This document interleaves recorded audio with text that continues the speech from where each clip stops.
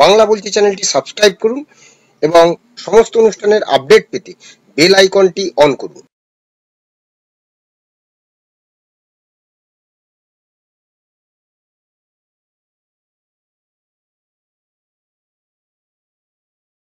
নমস্কার, বাংলা বলছি চ্যানেলে আপনাদের স্বাগত। আমি বিপ্লব দাস।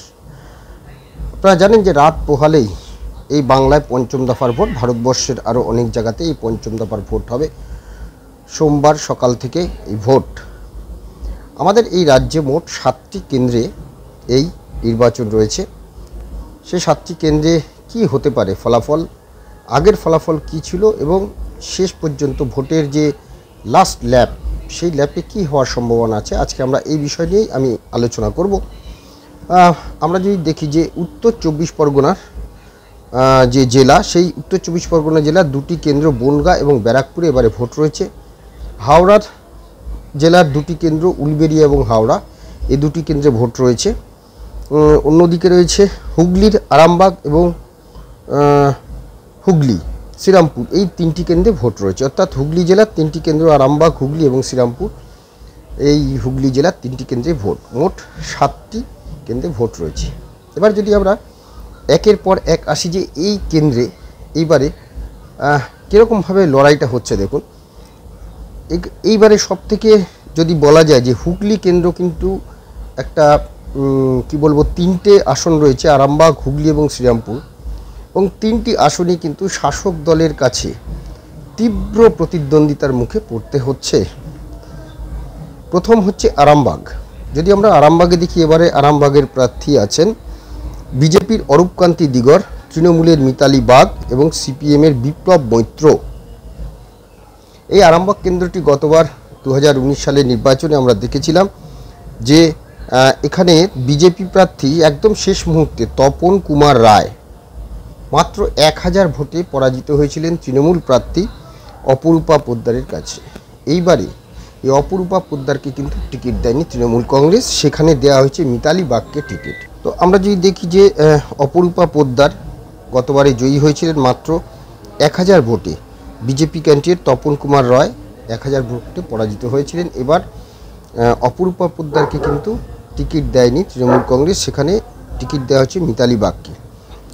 আর বিজেপি প্রার্থী করেছে অরূপকান্তি দিগার, সেখানকার স্থানীয় মুখ এবং দীর্ঘদিন ধরে তিনি বিজেপি করছেন।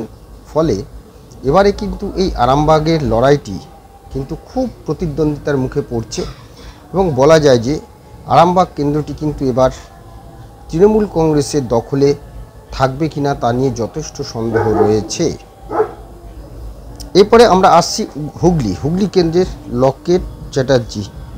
হুগলিতে লকেট চ্যাটার্জি গতবারে জয়ী হয়েছিলেন এবং এইবারে লকেট চ্যাটার্জির বিরুদ্ধে প্রার্থী হয়েছেন দিদি নাম্বার 1 খ্যাত অভিনেত্রী রচনা বন্দ্যোপাধ্যায়।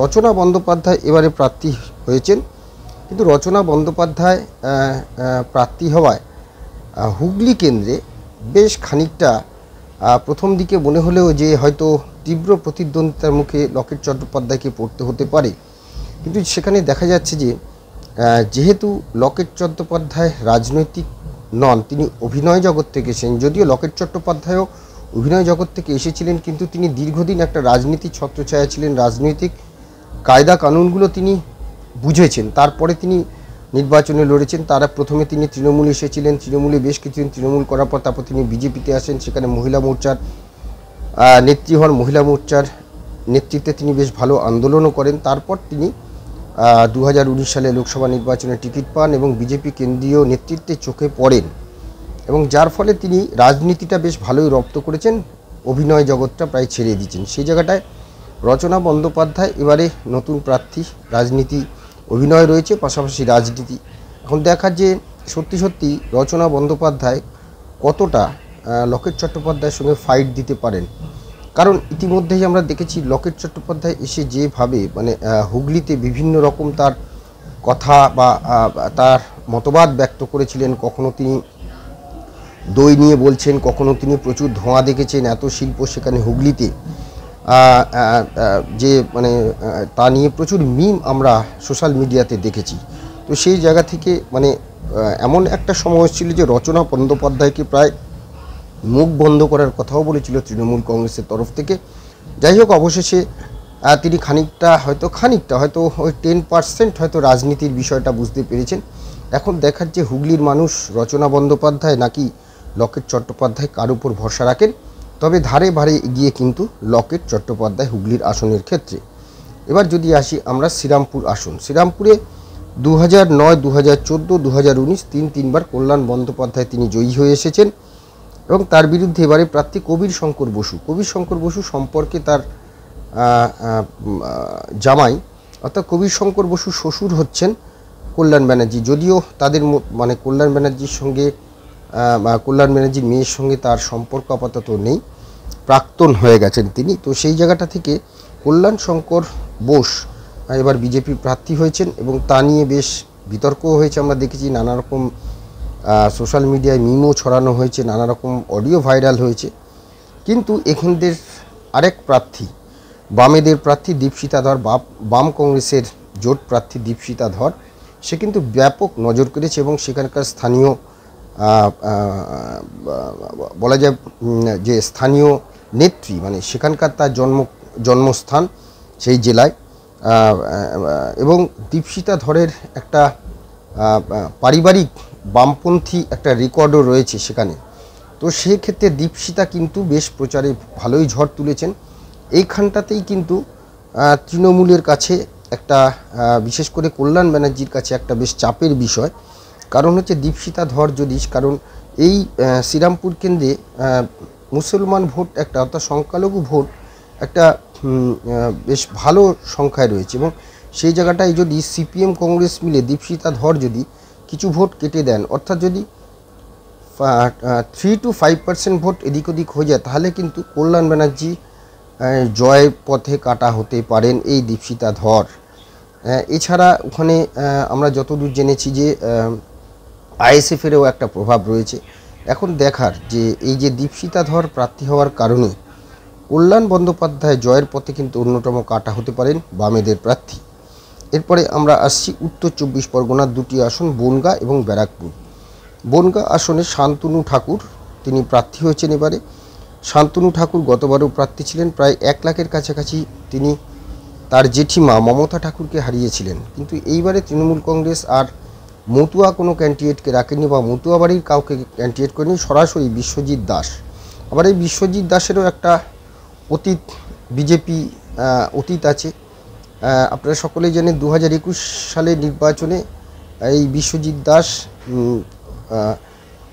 তিনি বাগদা কেন্দ্র থেকে সম্ভবত এমএলএর পদে জয়ী হয়েছিলেন এবং বিজেপির টিকিটে জয়ী হয়েছিলেন। পরে তিনি তৃণমূলে চলে যান এবং তৃণমূলে গিয়ে তিনি সেখানে সাংগঠনিক জেলা সভাপতিরও দায়িত্ব পান এবং কাজ করেন। অবশেষে তাকে দল সেখানে টিকিট দিয়েছে এবং তিনি সেখানে নির্বাচনে লড়ছেন। কিন্তু তিনি মতুয়া অধ্যুষিত এলাকায় মতুয়া তিনি নন, কিন্তু ঠাকুরবাড়ির সাথে তার যথেষ্ট সখ্যতা রয়েছে, সেটা যেমন একদিকে, এবং অন্যদিকে তিনি যে বিজেপি থেকে জয়ী হয়ে আবার তৃণমূলে জয়েন করছেন সেটাও কিন্তু তা নিয়ে বেশ কিছু ক্ষোভ রয়েছে। আর এখন সিএএ মতুয়াদের কাছে একটা বড় ইস্যু, পক্ষে হোক বিপক্ষ হোক, অবশেষে কি হতে চলেছে সেটাই কিন্তু দেখার। তবে শান্তনু ঠাকুর ধারে ভারে এগিয়ে রয়েছেন এটা বলা যায়।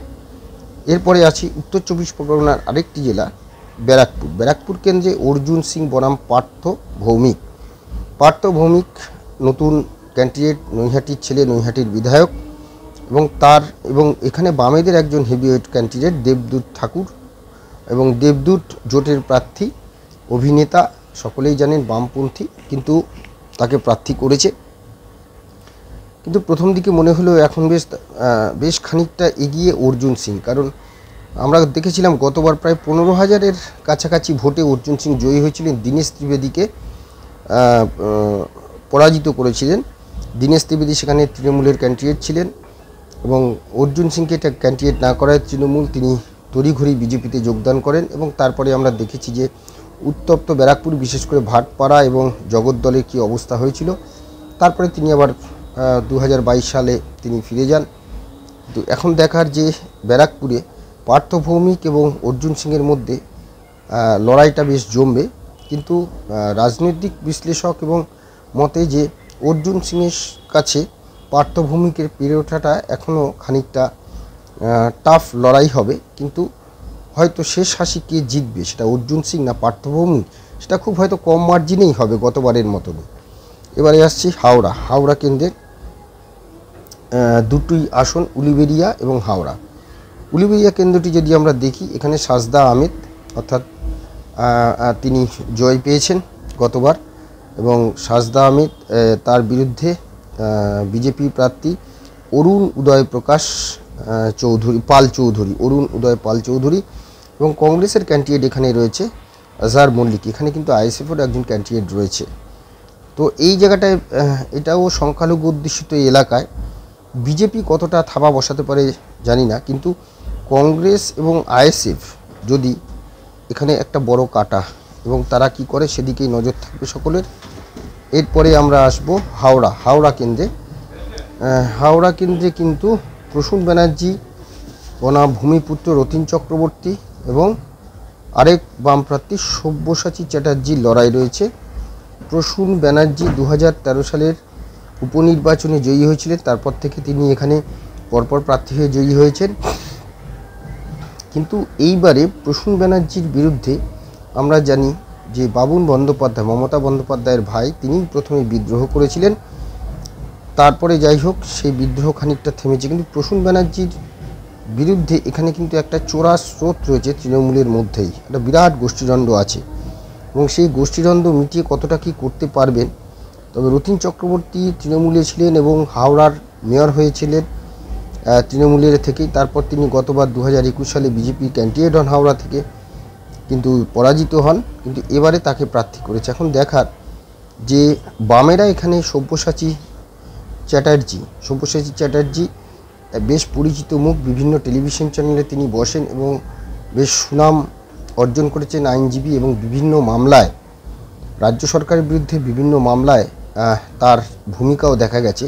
সেই জায়গাটা থেকে তিনি এবার হাওড়ায় বামেদের প্রার্থী, এবং হাওড়ায় বামেদের একটা বড় প্রভাব আছে, সংখ্যালঘুদেরও একটা পার্সেন্টেজ অফ ভোট আছে। এখানেও প্রায় 2-3% বা 3 থেকে 5% ভোট যদি সংখ্যালঘু ভোট এদিক ওদিক হয়ে যায়, তাহলে কিন্তু প্রসূন চ্যাটার্জির জয় কতটা সুরক্ষিত হবে সেটা কিন্তু সন্দেহ থেকে যায়। তো এই হলো মোটামুটি 7টা কেন্দ্রে নির্বাচনের যে বিশ্লেষণ করলাম। এখন দেখার এই 7টা কেন্দ্রে টাফ ফাইট হবে, একমাত্র উলুবেড়িয়া কেন্দ্র ছাড়া প্রত্যেকটা কেন্দ্রে কিন্তু টাফ ফাইট হবে, এটা বলা যায়। এখন দেখার যে শেষ হাসি কারা হাসে সেটা তো বলবে আগামী 4 জুন। আপাতত আমাদের এই আলোচনা নিয়ে আপনাদের মতামত কমেন্টস বক্সে জানাবেন, ভালো লাগলে অবশ্যই লাইক দেবেন। সবাই ভালো থাকবেন, নমস্কার।